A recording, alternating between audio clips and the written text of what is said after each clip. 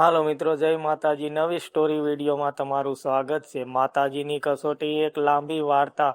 ચામુંડા માતાજીના પ્રાચીન મંદિરમાં એક ગરીબ ભક્ત રમેશ દરરોજ સવારે દીવો બળાવતો. તે અમદાવાદ નજીકના નાના ગામમાં રહેતો હતો.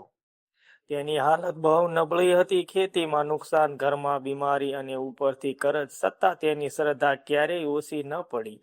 ગામના લોકો કહેતા, રમેશ, તું એટલું બધું દુઃખ ભોગવે છે, છતાં રોજ માતાજી પાસે જાય છે. માતાજી તને શું આપે? રમેશ હસીને જવાબ આપતો, માતાજી મને શક્તિ આપે છે, બસ એ જ મારું ધન છે. એક દિવસ મંદિરમાં વૃદ્ધ સ્ત્રી આવી. તેના કપડાં ફાટેલા, હાથમાં લાકડી અને આંખોમાં ભૂખની વ્યથા.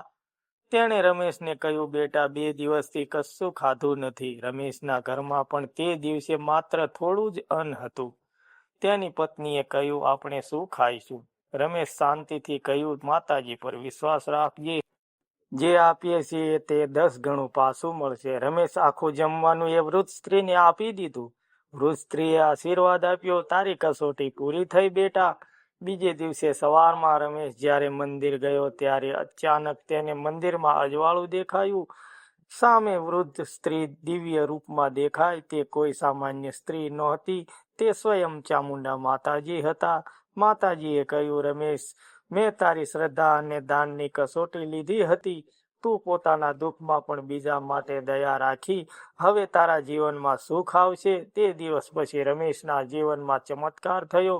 તેની સુખી જમીન પર વરસાદ વરસ્યો, પાક સરસ થયો, કરજ ઉતરી ગયું, ઘરમાં હાસ્ય ફરી વળ્યું.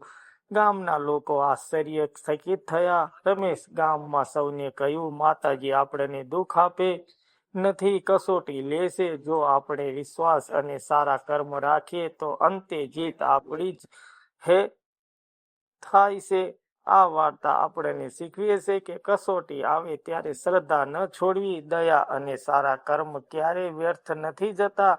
માતાજી હંમેશા પોતાના ભક્તો સાથે હોય છે. જય માતાજી. વિડીયો સારો લાગ્યો હોય તો લાઈક, કમેન્ટ, શેર કરવાનું ભૂલતા નહીં.